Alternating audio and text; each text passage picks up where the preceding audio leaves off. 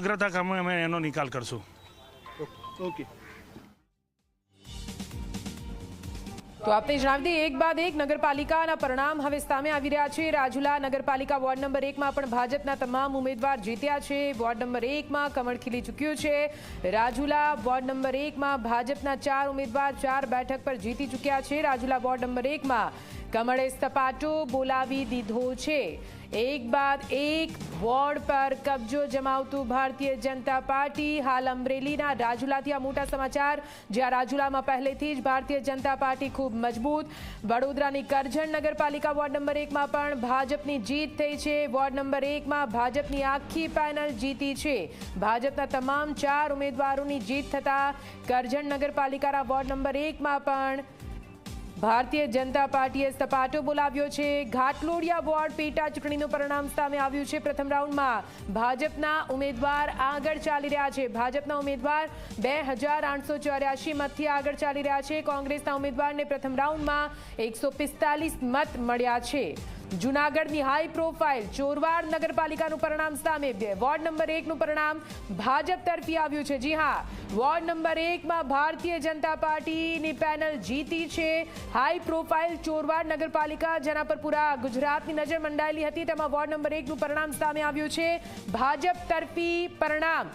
ભાજપ અને કોંગ્રેસ વચ્ચે કાંટે કી ટક્કર. તેવામાં ચોરવાડ બેઠક પર વોર્ડ નંબર 1માં ભારતીય જનતા પાર્ટીની જીત. અમરેલી રાજુલા વોર્ડ નંબર 1માં પણ કમળ ખીલી ચૂક્યું છે. આખી પેનલ વોર્ડ નંબર 1માં રાજુલામાં જીતી ચૂકી છે. ભાજપના 4 ઉમેદવાર જીત્યા છે. એટલે કે રાજુલા વોર્ડ નંબર 1માં પણ ભારતીય જનતા પાર્ટીએ આખી પેનલ પોતાના નામે નોંધાવી દીધી છે.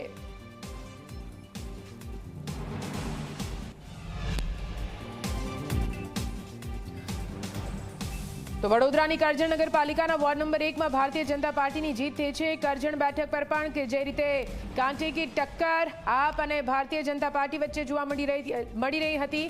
આ તરફ નગરપાલિકાની ચૂંટણીમાં કોંગ્રેસનું ખાતું ખુલ્યું છે. જી હા, લુણાવાડામાં કોંગ્રેસના ઉમેદવારે રીકાઉન્ટિંગની માંગ કરી છે. લુણાવાડામાં રીકાઉન્ટિંગ બાદ પરિણામ બદલાયું છે.